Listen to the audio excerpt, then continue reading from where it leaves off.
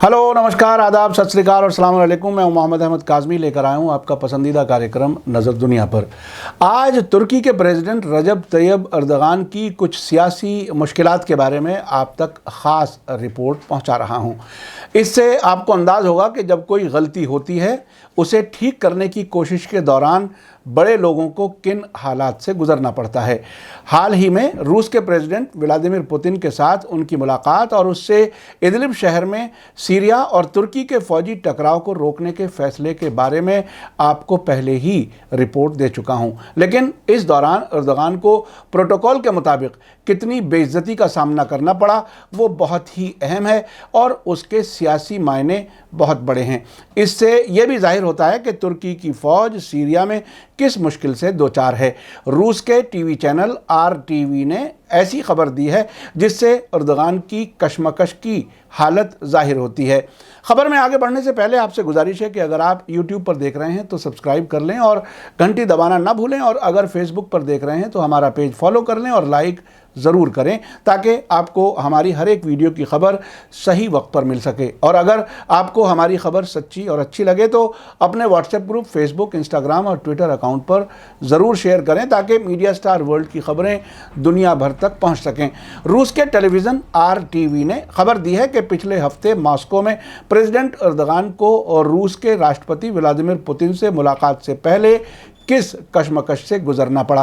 President Vladimir Putin ने रजब तैयब अर्दगान को मुलाकात से पहले अपने दफ्तर के दरवाजे पर इंतज़ार करा दिया और इस हद तक कि अर्दगान थक कर बैठ गए और डेलीगेशन में शामिल तुर्की के विदेश मंत्री चावुश ओगलू छत को घूर रहे थे। ये वीडियो काफ़ी वायरल हो गई, लेकिन हम यहाँ कॉपीराइट की वजह से नहीं दिखा पा रहे हैं। रूस के टीवी चैनल की रिपोर्ट में बताया गया है कि तुर्की के राष्ट्रपति रजब तैयब अर्दगान अपने डेलीगेशन के साथ जब मॉस्को की यात्रा पर पहुँचे और रूसी राष्ट्रपति व्लादिमीर पुतिन से मिलने जा रहे थे तो हाल के दरवाजे पर उन्हें इंतज़ार करना पड़ा। ये इंतज़ार तकरीबन 2 मिनट लंबा था। अर्दगान जब उस हॉल के दरवाजे पर पहुँचे जिसके अंदर व्लादिमीर पुतिन उनसे मिलने वाले थे तो उन्हें 2 मिनट का इंतज़ार करना पड़ा। इस बीच अर्दगान के साथ मौजूद तुर्क ऑफिशियल्स के चेहरे पर खिसियाहट साफ दिखाई दे रही थी।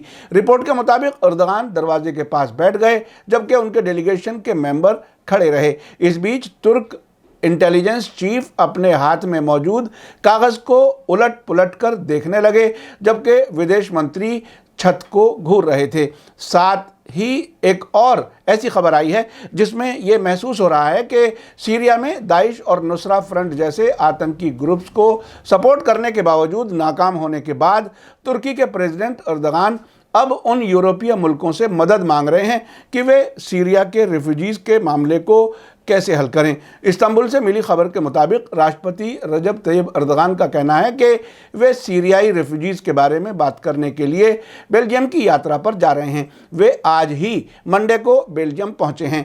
अर्दगान ने संडे को इस्तांबुल में एक तकरीर करते हुए कहा कि वे यूरोपीय यूनियन के जिम्मेदारों से रिफ्यूजीज़ के सवाल पर बात करेंगे और उम्मीद है कि बेल्जियम से अलग नतीजे के साथ वे मुल्क वापस आएंगे। अब से पहले मीडिया स्टार वर्ल्ड ने आपको बताया था कि सीरियाई रेफ्यूजीज़ को यूरोपीय मुल्कों की सीमा की तरफ रवाना करके तुर्की दरअसल यूरोप को ब्लैकमेल करने की कोशिश कर रहा है। आपको हम बता चुके हैं कि यूरोप का दरवाज़ा समझा जाने वाला ग्रीस, उसने तुर्की से आने वाले सभी रेफ्यूजीज़ के लिए रास्ता बंद कर दिया है और उसने रेफ्यूजी स्टेटस की एप्लीकेशन लेना भी बंद कर दी हैं। मिडिल ईस्ट और इस पूरे इलाके पर नज़र रखने वालों का कहना है कि सीरिया क्राइसिस शुरू करने और उसे बेहद ख़तरनाक हालत में पहुंचाने में यूरोप और तुर्की की मिली भगत थी। 2011 और उसके बाद यूरोपीय और दूसरे मुल्कों से दाइश के आतंकवादी इस्तांबुल एयरपोर्ट तक पहुंचने के बाद ज़मीनी रास्ते से सीरिया में गैरकानूनी तरीके से घुसते थे, जहां पहले से ही मौजूद सीरिया में तुर्की के हमदर्द उनकी मदद के लिए आगे बढ़ते थे और इनमें अल नुसरा फ्रंट, जिसे जबहतन नुसरा भी कहा जाता है अरबी में, उसके लोग ख़ास तौर पर इनकी मदद करते थे। अगर उस वक्त तुर्की इन आतंकवादियों को सीरिया और इराक़ तक पहुंचने के लिए अपना रास्ता इस्तेमाल ना होने देता तो आज हालात यहाँ तक ना पहुँचते, न सीरिया और इराक इस हद तक तबाह होते और ना ही आज इदलिब में जंग होती जिसे रुकवाने के लिए व्लादिमीर पुतिन के दरवाजे पर एर्दोगान को इंतज़ार करना पड़ा है। बहरहाल अब तुर्की का कहना है कि इस क्राइसिस से पैदा हुए सीरियाई रेफ्यूजीज़ के सवाल को हल करने में यूरोप भी साथ दे। यूरोप का कहना है कि उसने अपनी जिम्मेदारी पूरी कर दी है। अब तुर्क प्रेसिडेंट रजब तैयब एर्दोगान चाहते हैं कि नॉर्थ सीरिया में एक्सट्रीमिस्ट ग्रुपों की मदद में यूरोप उनका हाथ बटाए, क्योंकि सीरियाई फौज इनका सफाया कर देने के करीब है। एर्दोगान ने अपने संडे को इस्तांबुल में दिए गए स्पीच में रूस के साथ इदलिब के बारे में होने वाले समझौते का जिक्र करते हुए कहा कि अगर हमसे किए गए वादे पर अमल न किया गया तो हम अपने फौजी ऑपरेशन के लिए इलाकों को साफ करने का तरीका जानते हैं। ये एक तरह से एर्दोगान ने धमकी दी है, लेकिन हालिया हफ्तों में उनकी धमकियां बार बार बेबुनियाद साबित हुई हैं। एर्दोगान सीरिया क्राइसिस में बुरी तरह फंस चुके हैं और उन्हें इस क्राइसिस से बाहर निकलने का कोई रास्ता नहीं मिल रहा। वे अब कोशिश कर रहे हैं कि कुछ यूरोपीय मुल्क भी इस क्राइसिस में उलझ जाएं, लेकिन चाहे अमेरिका हो या इजराइल या फिर यूरोपीय मुल्क, ये तो अपने एजेंडे पर दूसरे मुल्कों से काम कराते हैं। पहले उसे बड़ा बनने का लालच देकर मुश्किल में फंसा देते हैं और बाद में जब वो मुल्क उनसे मदद मांगता है तो उसे अकेला छोड़ देते हैं। यही तुर्की के साथ हुआ है। लालच ये दिया गया था कि सीरिया और इराक के बड़े शहरों पर कब्जा करके तेल के ज़ख़ीरे पर तुर्की की पसंद के लोगों का कब्जा हो जाएगा, लेकिन अब लाखों रेफ्यूजीज तुर्की के गले पड़ गए हैं। आपको याद दिला दूं कि 5 मार्च को रूस के राष्ट्रपति व्लादिमीर पुतिन और तुर्की के प्रेसिडेंट रजब तैयब एर्दोगान ने मॉस्को में मुलाकात करके इदलिब में तुर्की और सीरिया के बीच जंग को बंद करने का फैसला किया था। पुतिन और रजब तैयब एर्दोगान ने मॉस्को में बातचीत के बाद कहा था कि वो जंग जिसमें 3 महीने से लगभग 10 लाख लोग अपने घरों से बेघर हो चुके हैं, उसे रोकने का फैसला लिया गया है। रूस के राष्ट्रपति व्लादिमीर पुतिन ने अपने तुर्की के समकक्ष रजब तैयब एर्दोगान के बगल में खड़े होकर कहा कि उन्हें उम्मीद है कि उनके समझौते से सीरिया के नॉर्थ वेस्ट में आखिरी आतंकियों के गढ़ इदलिब में फौजी कार्रवाई रुक जाएगी। इस मुलाकात के बारे में बताया गया था कि दोनों प्रेसिडेंट्स के बीच 6 घंटे तक मुलाकात जारी रही, जिससे लगता है कि सीरिया के हालात पर दोनों नेताओं के बीच काफ़ी अलग अलग राय है।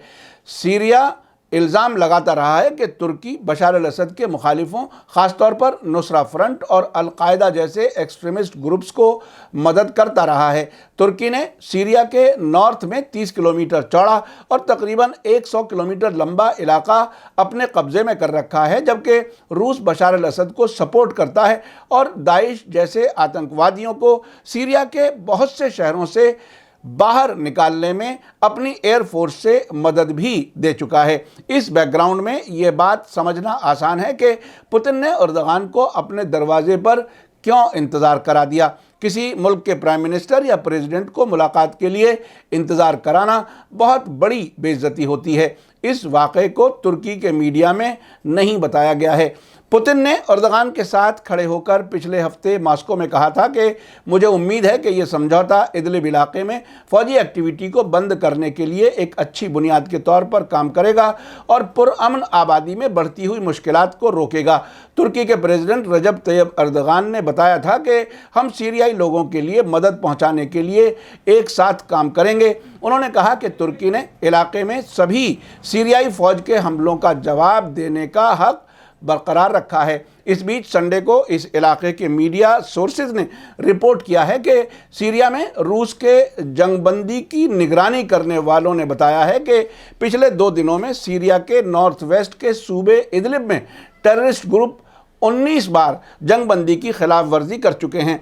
ईरान की फार्स न्यूज़ एजेंसी के मुताबिक सीरिया की हमीमीन छावनी में फौजी अफसर ओलुग जोर अफलू ने सैटरडे की शाम इदलिब सूबे में तुर्की के सपोर्ट वाले गुटों के जरिए जंगबंदी की खिलाफ वर्जी की खबर देते हुए कहा कि रूसी फौज हलब, रक्का और हस्का सूबों में जंगबंदी वाले इलाकों में गश्त कर रहे हैं। इसी तरह लेबनान के अलमयादीन टीवी चैनल ने भी सैटरडे की शाम रिपोर्ट दी थी कि टेररिस्ट ग्रुप जिबहतुन नुसरा यानी नुसरा फ्रंट ने हलब सूबे के वेस्टर्न यानी पश्चिमी इलाके में सीरियाई फौज की चौकियों और ठिकानों की तरफ कई मोर्टार गोले फायर किए हैं।